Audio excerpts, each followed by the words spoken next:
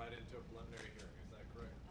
Judge, I do think we will need to address how you would like to handle for the issues. Given that there's not a jury that would require a jury out hearing, would you prefer just to have any 404B objections noted for the record and then they could be litigated prior?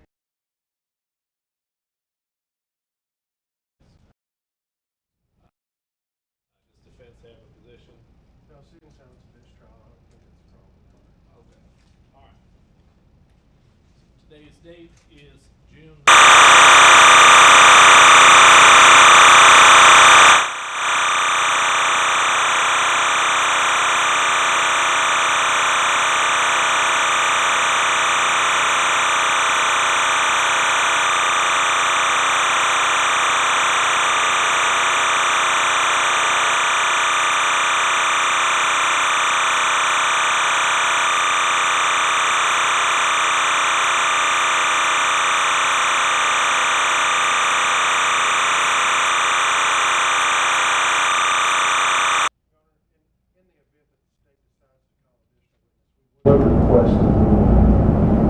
Judge, the only instance that we would be calling additional witnesses is potentially rebuttal.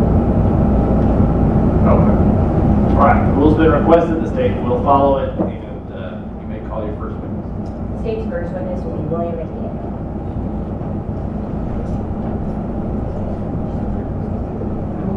Have a seat right there, sir. I'm assuming Mr. Nation, our observation is the prosecuting officer, that's why it remains in the courtroom. All right. All right, you may begin. Can you state your name for the record? I'm Terry McDaniel. Mr. McDaniel, are you currently incarcerated? Yes, ma'am. Were you incarcerated in May of 2025? Yes, ma'am. Where were you incarcerated in May of 2025? Here in Raleigh County. And in the Bradley County Jail during May 2025, or actually, I'm sorry, I'm going to ask you something else first, Mr. McDaniel. Are you the same William Terry McDaniel who between 2014 and 2023 was convicted of 2 counts of theft over $2,500, 1 count of theft over $10,000, and evading arrest fight, 2 counts of theft over $1,000, and an evading arrest risk of death? Yes, ma'am. And prior to 2014, were you convicted of roughly the same number, similar felonies? Yes, ma'am. Okay. Have you been to prison before? Yes, ma'am. And going back to when you were in Bradley County Jail in May of 2025, did you have any interactions with Charlton Minor? Yes, ma'am. Do you see Charlton Minor in the courtroom today? Yes, ma'am. He's right there. Judge, let the record reflect that the witness has identified you. Just describe his clothing for me. He's in a tan suit, sitting right here. He has been identified. Thank you, Mr. McDaniel. Can you describe the first interaction or meeting that you had with the defendant? I was in C-Pod and they moved me to a face-based pod, 8th-based pod in hell. And that's where we met. And I was sitting out there, somebody told me that I'd been in prison. And somebody told me that I'd been in prison. And he comes to me and we were talking. He's asking me things, how prison was, if it was as violent as people say it is, and things of that nature. And that's how we started talking. After that first interaction where he was asking you about prison, did you and him ever speak again? Yeah, we spoke daily. Daily? Yes, ma'am. Okay. Would you say that you formed a rapport or a somewhat friendship? Yes, ma'am. Okay. And what type of things would you speak about? Just different things. Mostly. Sorry, you can finish your question. I didn't interrupt you. No, just about everything, life, his family, his current situation. Okay. Let's, what statements did he make to you about, so speaking about his family, did he make any statements to you about his relationship and or divorce with his ex-wife, Karen Liner? Yes, yes, ma'am. He was, we were talking, he told me that they'd met at the Walmart where he was a pharmacist there. He told me that about them having kids and getting married, and she had, was studying to be a nurse. and things like that. Okay. Did he make any statements to you about their divorce or their reason for divorce? And he thought that she was cheating on him and things. And so we talked about a lot of different things. He was upset about they haven't been intimate for about a year before this, he was telling me. And he was a little bit aggravated about her going out of town and telling him the last minute and things like that. Okay. And at any point while you two were both incarcerated, did he talk to you about case research or case law? Yeah, he wanted me to look up premeditated murder on our tablet. We got case laws on there. What about premeditated murder did he want you to look up for him? He wanted me to look up the penalties and what the things of like that nature. What it carried, if it was a death penalty or whatever. Okay. Did you look up that information? Yeah, for him? I looked it up and showed it to him. What was his response when you showed it to him? He said he didn't want to look at it again. It scared him. Okay. And did didn't. Mr. Liner ever say anything to you about the murder of his ex-wife, Karen Liner? Yes. What did he say to you about the murder of Karen Liner? We were talking. He said that he went over to kill her, but he didn't plan on a doorbell camera catching him. He told me about the Lincoln he was driving, the vehicle, things like that. And at the time that these conversations are happening, had you heard of Charlton Liner before he approached you in the jail? No, I had no idea who he was. When he approached you in the jail, did you know why he was in jail? No, I didn't. Okay. At what point did you learn why he was incarcerated? Oh, his cellie inmates told me. Was it after he had approached you about prison life? Yeah, he wouldn't talk to them. Okay.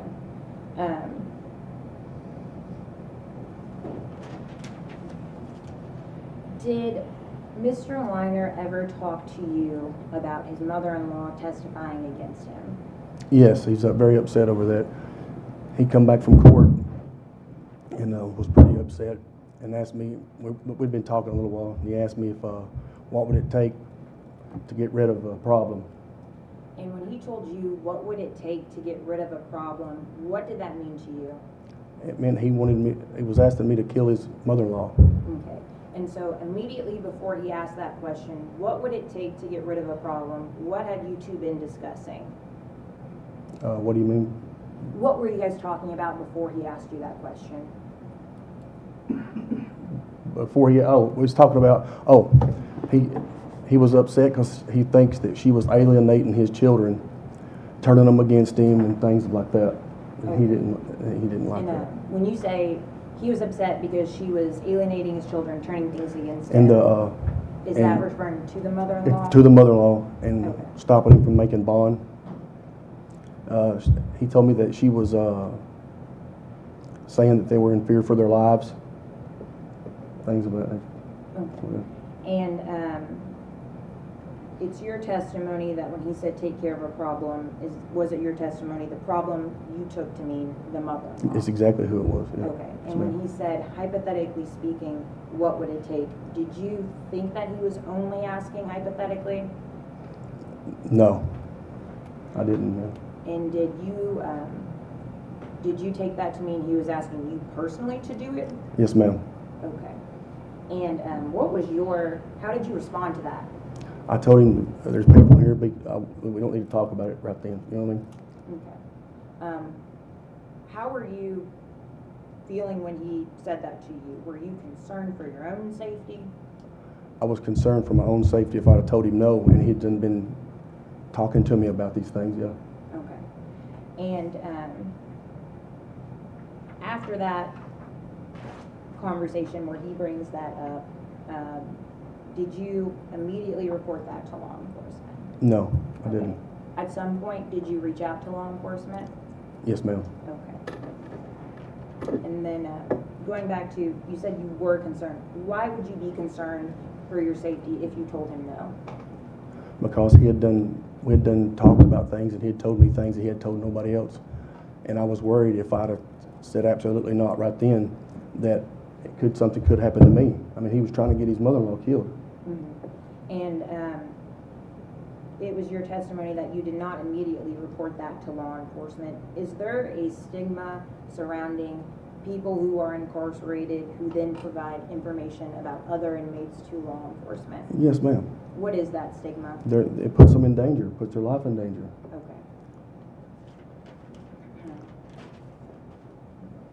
So after that, did the defendant ever bring up his mother-in-law to you again? Yeah, yes, he did. Would you say it was more than once? Yeah, it was more than one time. Okay. What did he say about his mother-in-law to you on the various occasions that he did bring her up? He would be mad at her, upset when he would come back from court or things like that, or get off the phone with his children. And what was the defendant's behavior or demeanor like when he spoke of his mother-in-law Oh, to he was you? mad. And when he would bring her up, would he ever refer back to that conversation where he asked you hypothetically, how could I take care of a problem? Every time it would be back to the same conversation. And when he, so you said every time it would be back to the same conversation? When we would sit and talk, he would come back to the previous conversation we was having, because there's inmates in there, and you can't talk in front of them. Mm-hmm. So we would cut it off. That's how I kept cutting it off. Okay. And what exactly would the defendant say? How would he refer back? What was his statement that you understood it to be referring back to the prior conversation? His problem. He would refer to his problem? He would refer back to it, and his problem was his mother-in-law. Okay. And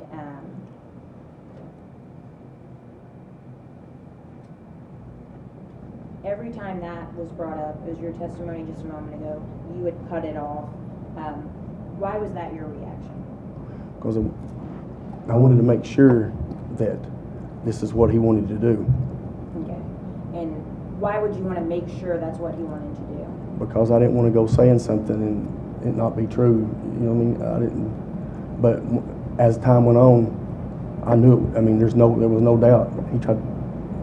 And when you say you wanted to make sure it was true before you went saying something, say something to who? To law enforcement. Okay. So reaching out to law enforcement, is it your testimony that's something that you were contemplating? Yes. And so did you eventually reach out to Yes, law ma'am. enforcement? Did you cooperate with their investigation? Yes, I did. And after that point, did you have conversations with the defendant where you told him you would take care of his problem? Yes, ma'am. Okay. And why would you say that to him? What do you mean? Why would I say it to him? So you said that you would take care of his Oh, problem. yes. Why would you say that you would take care of it when previously you're cutting the conversations off? Well, I mean, I knew he was going to kill her, so I went to the authorities and talked to them, and then that's when the conversation come. I wanted to make sure that conversation come back up, and that's how that started. So you were cooperating with law enforcement? Cooperating with at law that enforcement, point? yes, ma'am. Okay. So once you start bringing it up, did the defendant ever give you any information on how you would locate his mother-in-law to take care of the problem? Come to court when his court date was. Okay. How did he phrase it when he told you that? What did he say to you, if you recall?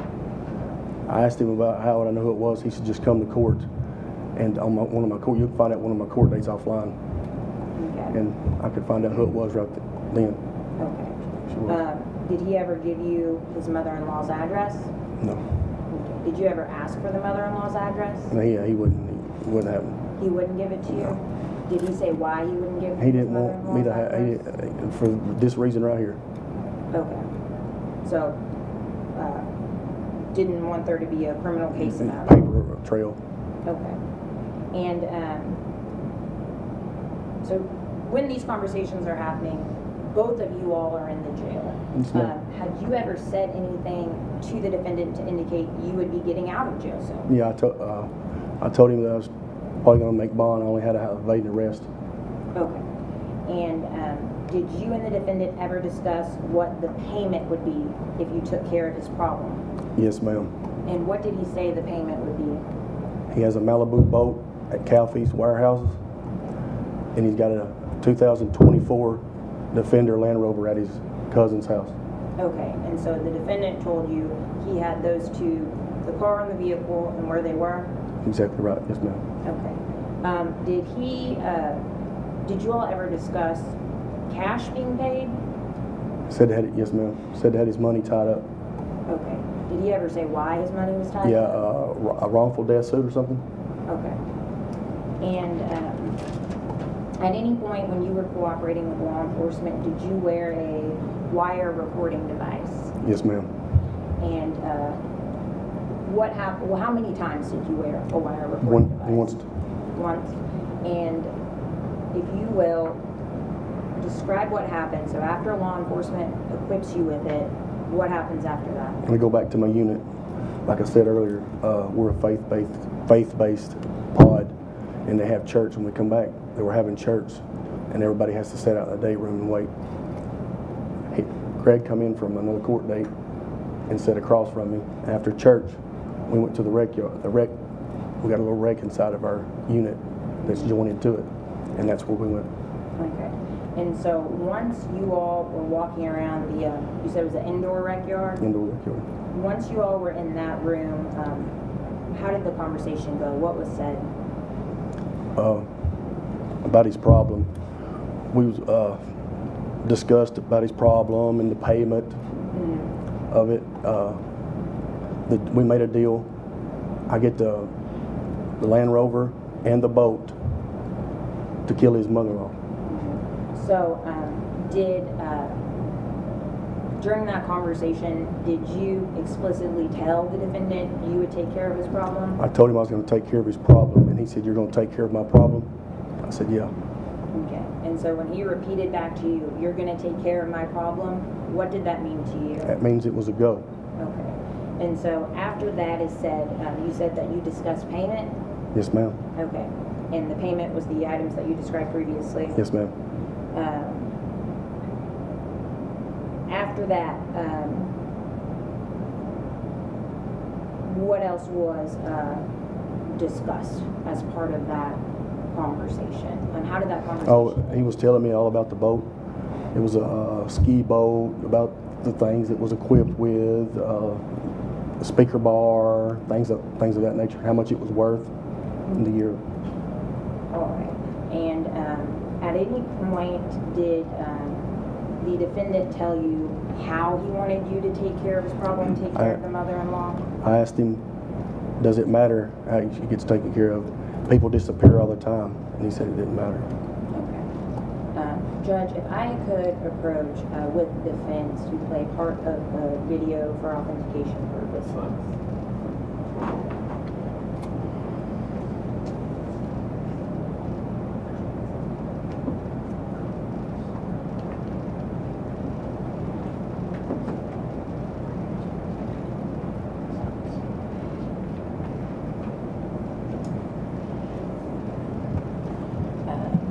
Matt, would you put it somewhere where everyone can see?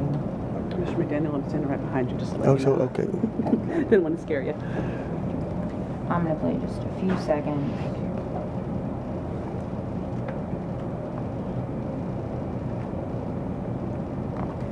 Do you recognize this? Yes, ma'am. What is it?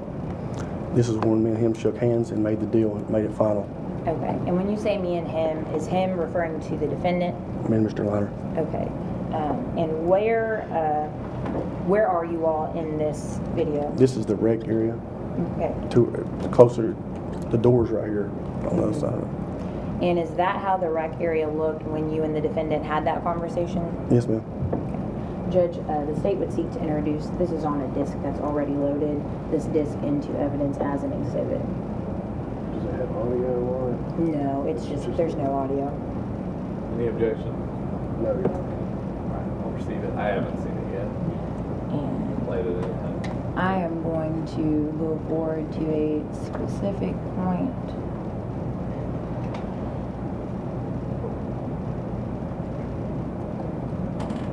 So this is starting at approximately 10:04:18. Actually, you know what? I need to go up 1 more minute. I apologize.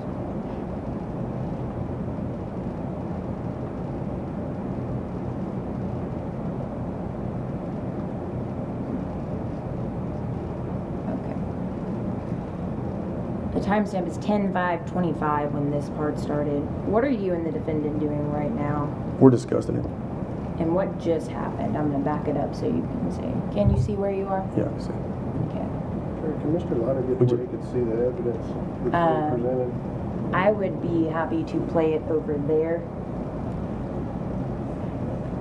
That's fine, let's do that and then fellowship it will. At 10/5/30, what are you and the defendant doing? We're talking about it right there, and this is where we shake hands, make the deal. And so did you say anything to the defendant when you shook hands? I said it's a wrap. Okay, and so when Deal. you said it's a wrap, what was that indicating? That means the deal, we made a deal. I'm supposed to kill his mother-in-law. And then I will back it up so that Mr. Rogers can show the defendant. Okay. Yeah, you just press the space bar.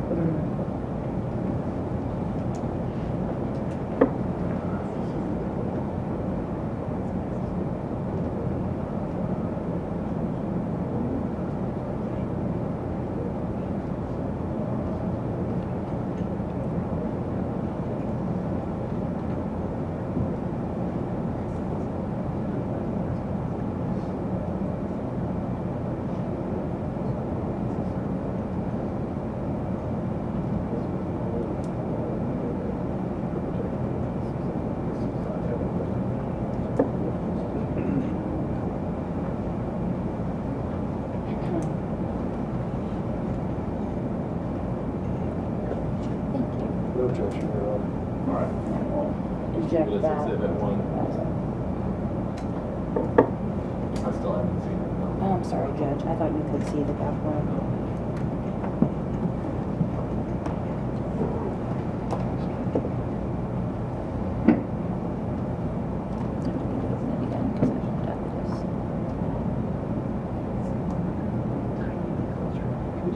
We're just get a tiny bit closer if you don't mind. It's hard to Okay, hear you okay. over there. Okay, That's- my bad. Thank you so much. It's a little here. You could just be louder. You'd be fine.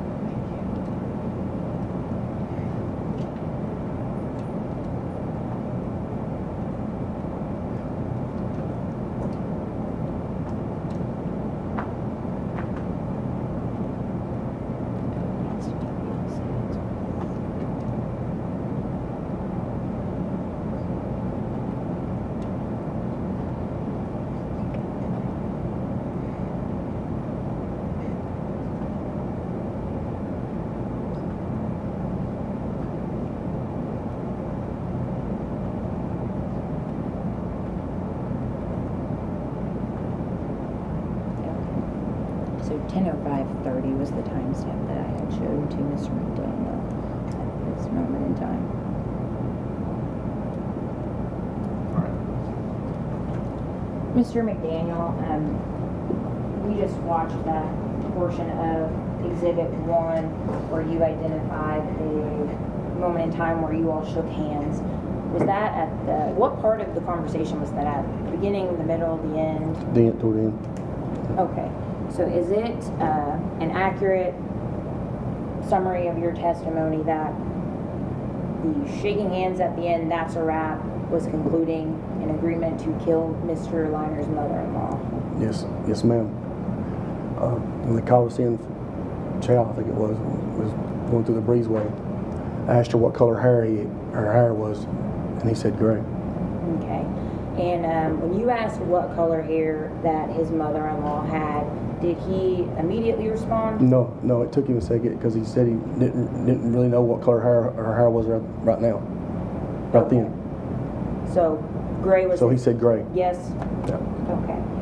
And at any point while you and the defendant had conversations in the jail about his mother-in-law, did he ever refer to having the last laugh? Yes, he did refer to having the last laugh. That's why I'm scared of him in this courtroom right now. He's asking me that the guns snap on the holsters and all kinds of things in here when they're talking about the bailiffs. So that's why I'm nervous right now. Okay. Mr. McDaniel, at any point did you ever ask law enforcement for something No. in return for your cooperation? Never asked nothing. Did anyone in law enforcement ever make promises to you if you did cooperate? No, and still haven't. Okay. Have I or anyone from my office, the DA's office, our investigator, Hicks, has anyone from my office made promises to you? No, nobody has made promises. I didn't ask for any. That's not why I did this. Okay. Why did you do this? Because you call me a thief and things of that nature. Okay, maybe I am, but I'm not a killer, and I don't condone it. Okay. Thank you, Mr. McDaniel. Judge, if I could have just one moment. Yes.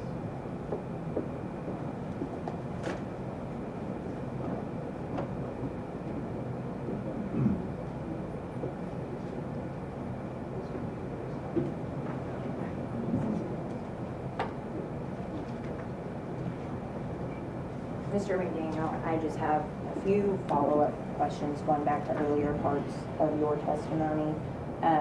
You testified to the defendant speaking to you about a lawsuit that tied up his money. Yes, ma'am. Was he upset about that lawsuit? Yes, he was very upset. Did he ever tell you who he blamed or who he thought was at fault for that lawsuit? Yeah, his problem, his mother-in-law. Okay. Did he often refer to his mother-in-law as his problem or a problem? She's his problem. Okay. And when the defendant spoke to you about not being able to make bond, did he ever tell you who he thought was the person at fault for not being able to make bond? His mother-in-law. Okay. And would he also refer to us as a problem in reference to his bond?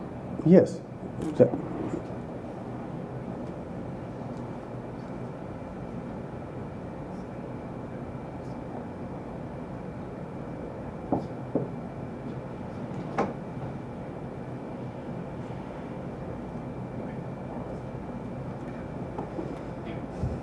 Mr. McDaniel, did the defendant ever tell you how his life would improve if he took care of his problem, or why he wanted to take care of his problem? If she was out of the picture, he would be okay.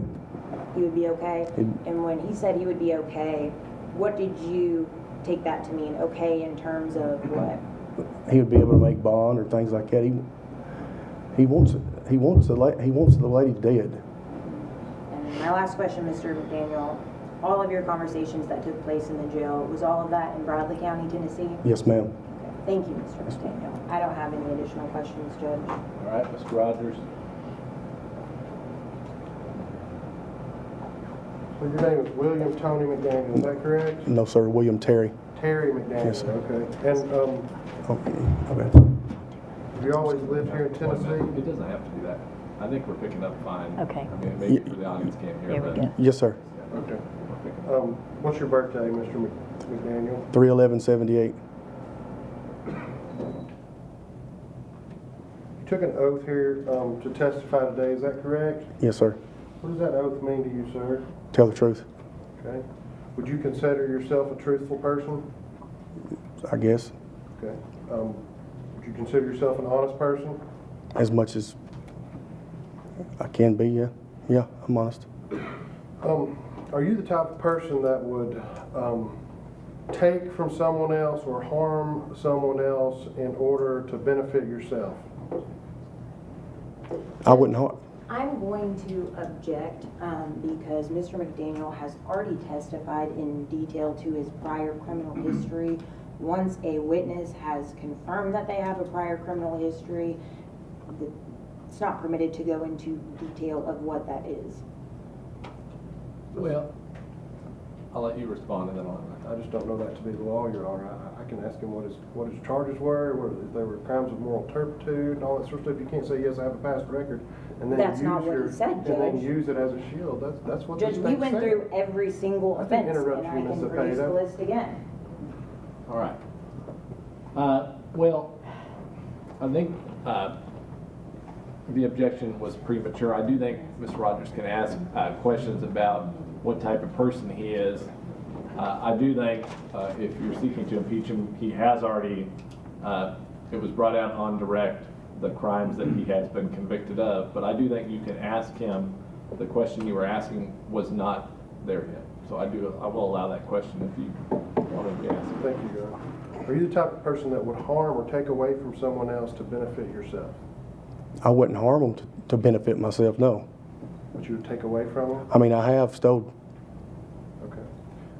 What counties have you lived in? You talked about this occurring in Bradley County. What counties in Tennessee have you lived in? Hamilton County. I've lived in Bradley County here.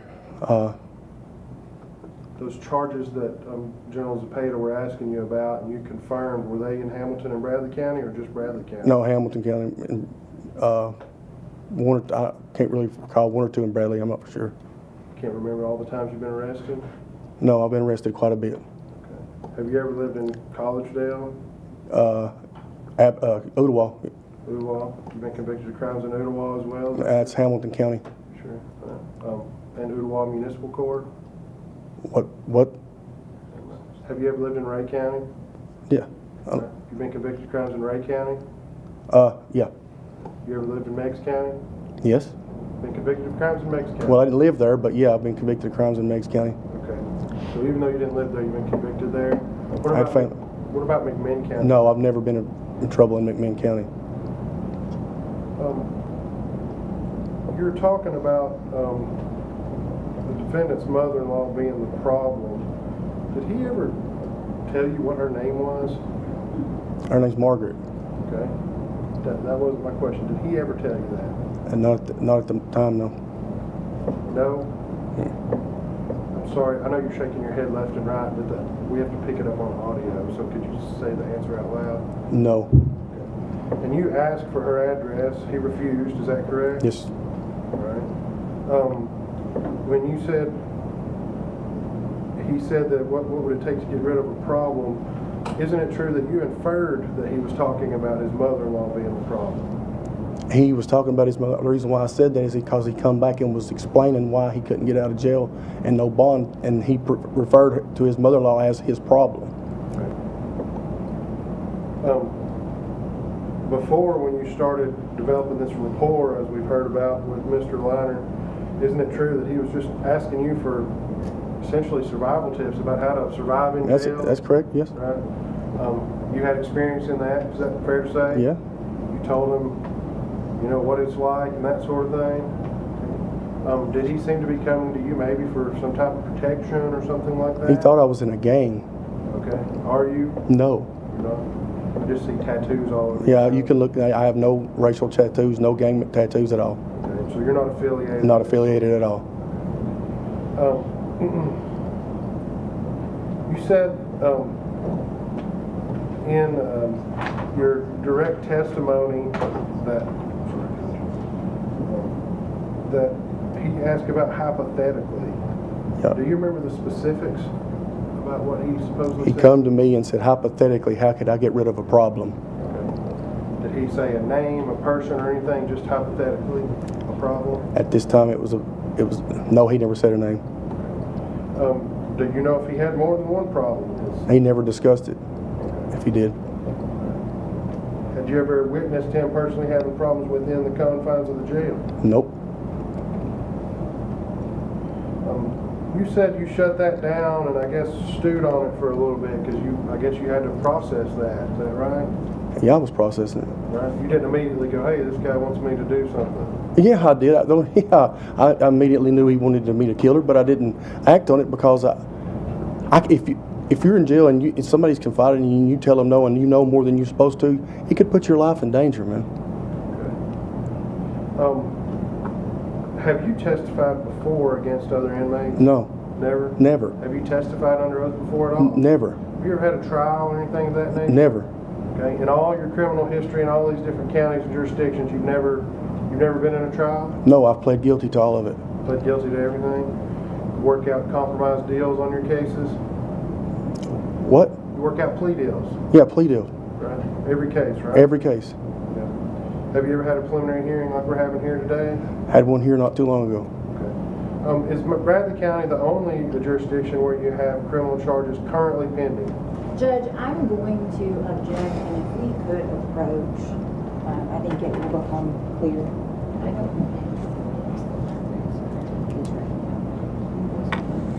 Sorry, Judge. I can't. Wait for this spot.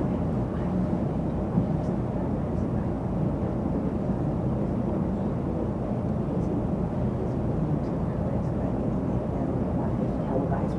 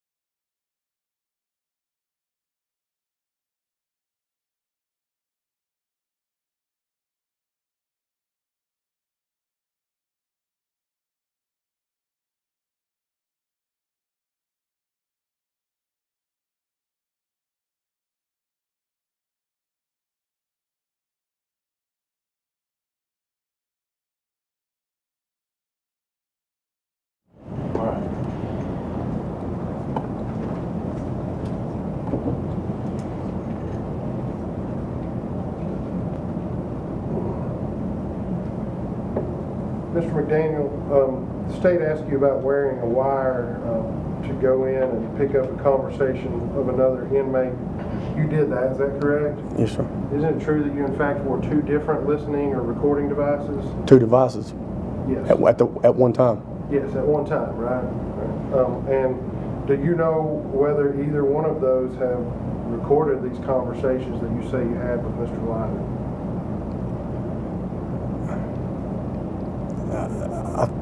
I think so. You think so? I know they did. You know they did? Well, I'm sure I know, but I'm not really for sure. Okay. I don't want to say something that... How much interaction have you had with the Mr. Higgs or Mr. Nation, the detectives that you were talking to that put these wires on you since you wore them? Have you talked to them about the results of those? I've talked to them a few times about things. Okay. Have you seen the affidavit that was sworn to in support of these charges against Mr. Liner? No. Have you listened to the recording after the fact? The recordings from the wires that you wore on your inmate? Yes. You have? Are they clear? Can you hear I them? can understand what we're saying. You can? On both of them? I just listened to one. You just listen to one?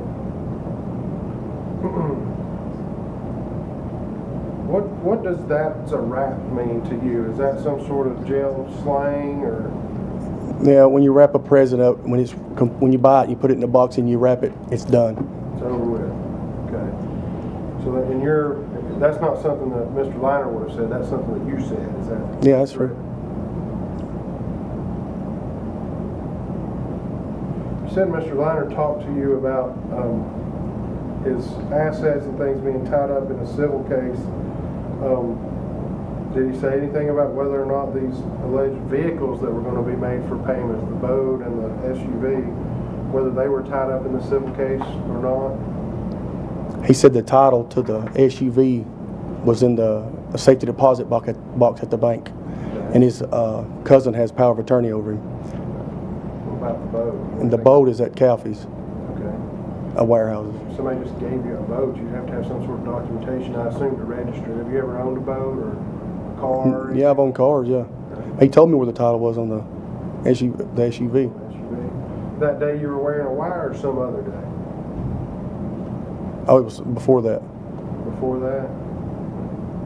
Did you have conversations other than this alleged conspiracy to commit murder that you talk about, just about in general, like the court cases, that sort of thing? You said you talked to Daly to it. Yeah, he would when he come back in court, he'd be mad and just tell. And we wouldn't discuss his case. He would discuss his mother-in-law, how he was be mad at her, and about his daughter wouldn't talk to him, and things of that nature because of his mother-in-law. Does the recording that you produced using that wire on your fellow inmate, does it have him saying, "Do it," or "Please do this for me," or is it all? Yeah, it's got him saying that. I said, "You want me to take care of your problem?" He said, "You want me to take?" I said, "You want me to take care of your problem?" I said, "I'm going to take care of your problem." He said, "You're going to take care of my problem?" So yes. Did you initiate those conversations? We were mutual talking about it. What about the one when you were wearing the wire? Did you initiate it? Yeah, I guess. Okay. Did you consider yourself at that time a government agent? What? No.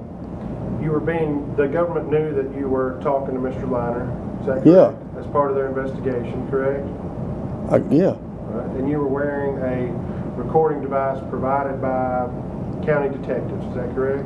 Yeah, but I'm not a police officer. Okay. All right. But you were essentially working for the police officers at that time. Would you agree with that? I wore a wire. If that's what you want. If that's what you're saying it is, I guess that's what it is. You're currently represented by an attorney. Is that correct? Yes, sir. And your attorney knows that you're testifying here today? Yes.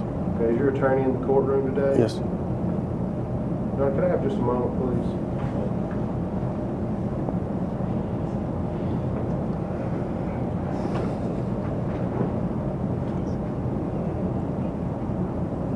That's all, Your Honor. Anything else?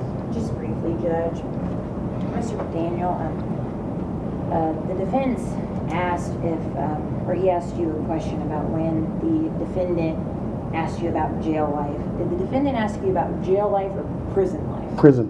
Did the defendant ever tell you he was worried he was going to go to prison? He was worried he's going to get the death penalty. That's why I pulled up the case laws. Okay. And Mr. McDaniel, the defense asked if you would take something from someone to benefit yourself. Are you getting any benefit from cooperating with law enforcement in my office? No, I'm not getting anything. Nothing. And are you getting any benefit from testifying today? No. Actually, my court got nothing at all.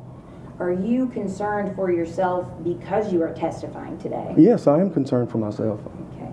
And then, lastly, Mr. McDaniel, the defense asked if you initiated the conversation the day you were wearing the reporting.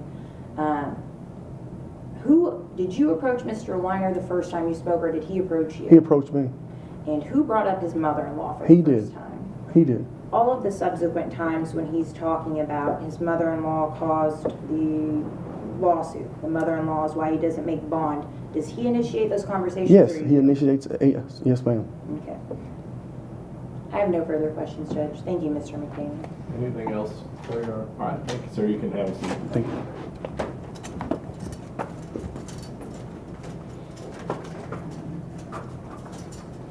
Whenever you're ready. Judge, the state's next and last witness would be Detective Don Nation. Here is Exhibit 1. All right, you're still under oath. Sir. Where do you work, Detective Nation? I work for the Cleveland Police Department, How long have you worked for the Cleveland Police Department? 10 years. And right now, what do you do with the Cleveland Police Department? I investigate people crimes. And in that role as a detective who investigates people crimes, in May of 2025, did you start an investigation involving the defendant soliciting another inmate to kill his mother-in-law? Yes, I did. Okay. And how did that investigation start? It began on April 30th with an email from, I believe it was Melissa, an employee with the Bradley County Sheriff's Department, requesting that I speak with a inmate who had information on the Liner case, Karen Liner's case, and she identified the inmate as William McDaniel in the email. And did this investigation and the offense all take place in Bradley County, Tennessee? Yes. Okay. And did you record any of the interactions between Mr. McDaniel and the defendant? Every interaction with Mr. McDaniel was recorded. Okay. And when you say every interaction with Mr. McDaniel, whose interaction with Mr. McDaniel? Mine. Okay. All my interactions with Mr. McDaniel, except from walking from the holding cell to the interview room, which is a brief second, was recorded with both video and audio. Okay, so you said interview room. Would you characterize those interactions as interviews between law enforcement and Mr. McDaniel? Yes. Okay. Was there ever any recording devices used on Mr. McDaniel's person to record conversations with Mr. Liner? Yes, one time. And on that one time, how many recording devices were placed onto Mr. McDaniel? We placed 2 recording devices on him. Okay. And what was the reason for having 2? I spent several years working within narcotics, and from my experience, I know that if one fails, it's always better to have a second device, just to reassure we get what we need. Okay. And after that, after Mr. McDaniel left with the recording devices, were both of those recording devices successful? Did they both create a recording? One did, the other did not. So the one that did not, would you consider that the main recording device or the backup? That was the main recording device. Okay. And so there was no recording ever created, is that your testimony? I can't say that what happened, why it did not. So to explain this, the main recording device is a covert listening device that is a cloud-based system. And the way it works is that it records and then puts it into a cloud-based system through the company that provides the 10th Judicial Drug Task Force that equipment. I mean, they pay for it, but that's part of their payment. That recording, for some reason, did not go into their cloud-based system, and nor was it on the backup that is also in that device as well. Okay, and when you said the backup in that device, you're referring to a backup of the main device? Yes. Okay, separate from the backup device?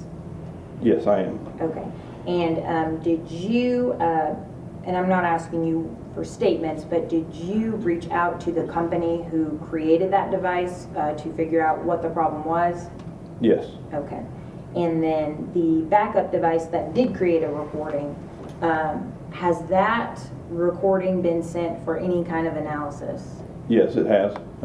What kind of analysis? We sent it to our crime intel within the department and also to the TBI forensic lab. And what analysis was requested? We wanted to make it where we could hear it better. Okay. There's a lot of background noise. The backup device is a simple pocket recorder. Understood. And then moving on to other topics, Detective Nation, do you know who the defendant's mother-in-law is? Yes, I do. Who is the defendant's mother-in-law? Margaret Hopper. Do you have knowledge of Margaret Hopper being involved in a wrongful death suit of against the defendant? Yes, I do. Okay. And as part of this investigation, did you obtain any search warrants? I did, yes. What search warrants did you obtain? What were they for? I obtained one search warrant to search the storage unit at Calfee's And why did you want to search the storage unit at Calfee's? to corroborate what Mr. McDaniel had told us about payment for the murder for hire. What did you find in the storage unit at Calfee's? A 2017 Malibu boat. In that storage unit, did you find the title to the boat? I did. Okay. Not the title, I'm sorry, the registration. Okay, understood. And as part of your search warrant, did you obtain information on who had rented that storage unit? Yes, I did. Who rented that storage unit? Charlton Liner. Okay. One moment, Judge.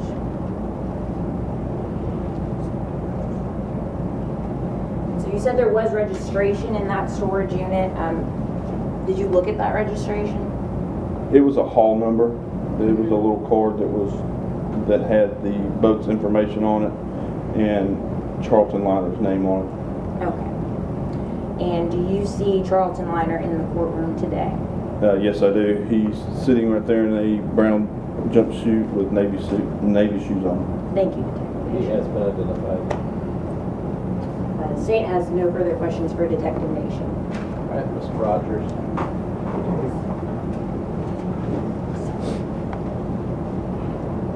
Detective Nation, the only recording you got, as I understand it from your testimony today and the affidavit, is the backup device, and it was somewhat inaudible. Is that correct? You can hear some of the interaction, but it's very difficult to hear. Okay. And so you sent that to the in-house lab at the police department here in Cleveland and TBI, is that correct? Yes. And was that in order to clean it up? Yes. Okay. And did they in fact do that?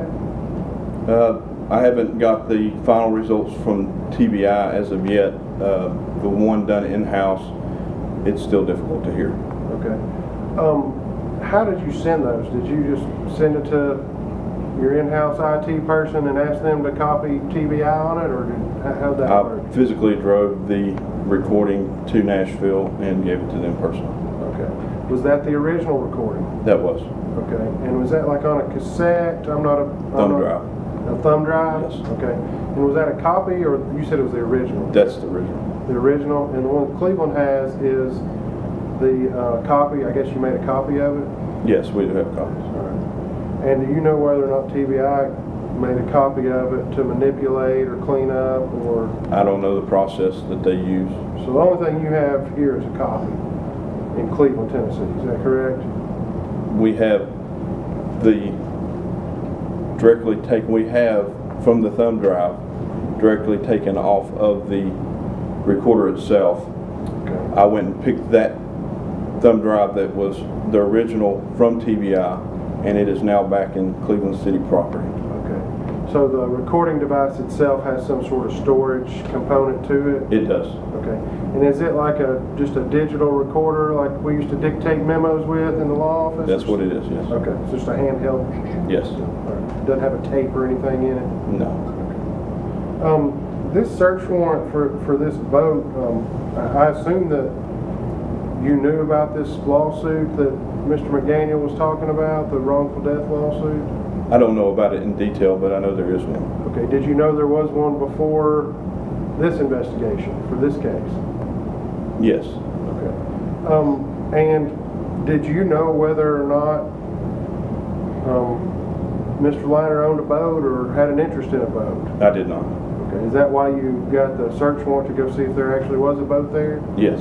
Okay, so you didn't go look at the civil file or the divorce file to say, hey, that's right, there is a boat, because it talks about it in all these paperwork, in this paperwork? I did not. You didn't know. Okay. And you didn't talk to any of the lawyers involved in the civil case, either for the defense or the plaintiffs? No, I did not. So you were really concerned about whether an actual boat existed or not? Yes. Nobody ever told you that that didn't exist. Do you agree with that? Nobody told me that the boat never existed. Right, right. Nobody ever said there's not a boat over there or anything. No, nobody said there was no boat there. You said you got 2 search warrants. One was for the Calfee storage unit. What was the other one for? I only had one, only one search warrant. Okay, just one search warrant.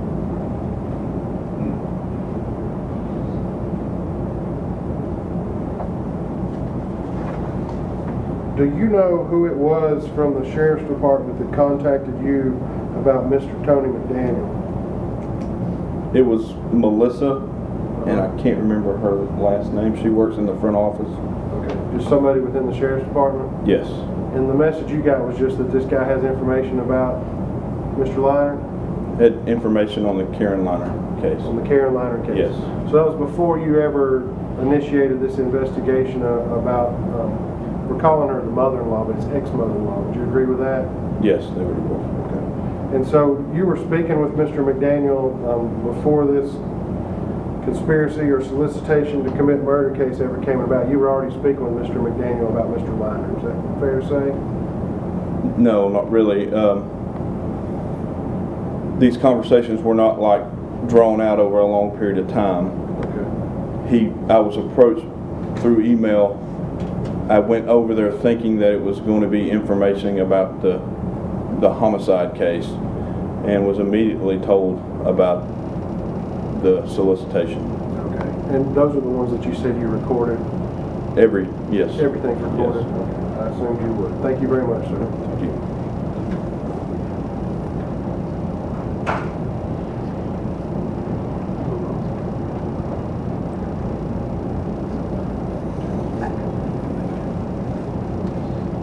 Detective Nation, the defense asked you about the recording being enhanced. Are you still actively working on locating other law enforcement agencies, other experts that could also enhance the recording? Yes, I am. Okay. And there was talk about the search warrant to obtain the boat. Did you personally go to execute that search warrant to get the boat from Calfee Storage? Yes, I did. Okay. If someone wanted to take that boat and they had the means to get into the storage unit, would the fact that it was involved in a civil lawsuit stop them from taking the boat? No. Okay. And you did one search warrant for the boat. Did you have prior knowledge that the defendant owned a Land Rover Range Rover? I did. Okay. Is that part of your decision not to obtain a search warrant for that vehicle? Yes. Okay. And so I believe the defense asked, I just want to clarify, did you have any prior knowledge of the defendant owning a boat before you started to speak with Mr. McDaniel? I did not. Okay. Thank you, Judge. I have no further questions. All right. Anything based on that? Sir? All right, thanks, sir. You can step down. Judge, that would conclude the state's portion of the preliminary hearing. We rest. Does defense have anything for today? Any argument? Briefly, Judge, we heard from Mr. McDaniel himself, who multiple times advised that he has concerns for his own safety from the defendant personally, because he testified that he's afraid of him, and also because there is a stigma around individuals who rat or snitch on inmates. And despite all of that, Mr. McDaniel reported to law enforcement because he was concerned for Margaret Hopper. He told you that he was approached by the defendant first, who asked him about prison. The defendant brought up his mother-in-law being a problem immediately after complaining how she testified against him at a bond hearing and was preventing him from getting bond. And then he asked Mr. McDaniel, hypothetically, how would someone take care of a problem? And Mr. McDaniel testified under oath that it was his understanding a problem referred to his mother-in-law. And the defendant, after learning that Mr. McDaniel had been to prison, continued to bring up his mother-in-law being a problem. It is his mother-in-law's fault that there's a wrongful death suit. It's his mother-in-law's fault that he can't make bond. It's his mother-in-law's fault that his kids don't want to talk to them. And every time Mr. McDaniel testified, he would refer back to the conversation. The defendant would refer back to the conversation where he asked Mr. McDaniel, hypothetically, how would I take care of my problem? And he would repeatedly refer to his mother-in-law as a problem. And when Mr. McDaniel realized that the defendant was in fact serious, and when Mr. McDaniel reached a point that his worry for Margaret Hopper outweighed his concern for himself, he told law enforcement, and he cooperated, and he testified under oath that he stands to gain nothing. If anything, he stands to lose. And he testified that while wearing a recording device, he told the defendant, I'm going to take care of your problem. And the defendant responded, you're going to take care of my problem? And Mr. McDaniel testified that he said yes. He testified that they discussed payment. They discussed a Malibu boat in detail. And that Malibu boat was found by Detective Nation, who obtained a search warrant for the location that Mr. McDaniel told him based on what the defendant said. Mr. McDaniel testified that there was a Land Rover, Range Rover that was going to be used as payment, and Detective Nation testified that he has prior knowledge of the defendant owning a Land Rover, Range Rover. So these are the only two assets that are not able to be seized by a civil court, and those are the two assets that the defendant had to use to try and hire the defendant, Mr. McDaniel. The defendant attempted to hire Mr. McDaniel using these items to kill his mother-in-law. We saw on the jail security video the defendant and Mr. McDaniel shaking hands after the deal was concluded. The state would argue that there has been ample evidence of probable cause that the defendant solicited William Terry McDaniel to kill his mother-in-law, and we would ask this court to bind it over to the grand jury as charged. All right, Mr. Rogers. Simply, it's a fairly heavy allegation anytime someone's charged with solicitation of first-degree murder, but the standard's no different than if we were here on a petty theft or a drug charge. What the state has presented to you today, Your Honor, is an admitted lying, thieving snitch saying that somebody almost said something. That's it. They brought Mr. Nation in here and he testified, I believe truthfully. I believe what he said about what he did, what he didn't do, and how the recordings are messed up, or one of them didn't even record anything at all, but they didn't even present to you what law enforcement admittedly has in their possession, which is a recording that doesn't sound clear or has some problems. So if this court thinks it's appropriate to bind this case over on the word of a convicted and admitted thief that is snitching on other inmates, I guess bind the case over and we'll deal with it in criminal. All right. Well, it's always important on a preliminary hearing to remind everyone my burden of proof is not beyond a reasonable doubt. That's a trial court, and my burden of proof is probable cause, which is much, much lower. Basically, more likely than not is the standard of probable cause. I think for probable cause purposes, I am satisfied that it has met that burden, and I think the arguments defense raised should be left to a jury to decide whether it raises to beyond a reasonable doubt. As far as probable cause, I've noted in my notes, it was clear to Mr. McDaniel that the problem from Mr. Liner from the repeated conversations was referring to Mr. Liner's ex-mother-in-law.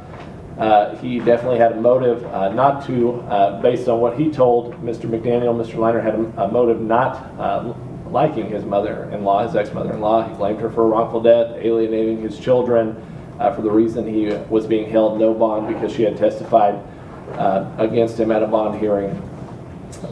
There was also corroboration of Mr. McDaniel's statement through a video that was introduced into evidence. There is a handshake on that video. He testified as to what that handshake is. His testimony was further corroborated by a discussion of payment that he had with Mr. Liner. And Mr. McDaniel talked about a Malibu boat that was at Calfee's. The detective testified he got a search warrant, went over to Calfee's, and there was a Malibu boat matching that description that was owned by Mr. Liner. So I think all those things taken together, I am satisfied that probable cause has been met for solicitation, which is requesting someone to commit a crime or hiring someone to commit a crime, and that the crime was first-degree murder, the murder of Mr. Liner's ex-mother-in-law. So I am going to send this matter to the grand jury, and then from there it will likely go to criminal court. I'm going to leave it, I have not set a bond on this case. My understanding, and I asked the parties at the first court date on this newest case, whether the other case, the pending first-degree murder, is still no bond in criminal court. It is. I believe there's a bond hearing set after today's date. And so I'm going to send this up with no bond and let the judge in criminal court decide if a bond is warranted. So this case should be up in criminal court by July 28th, if not sooner, and it is out of my court as of right now. So July 28th, this court should be in criminal court, and I believe the other case is set earlier than that in criminal court. Thank you for hearing Thank you for both sides.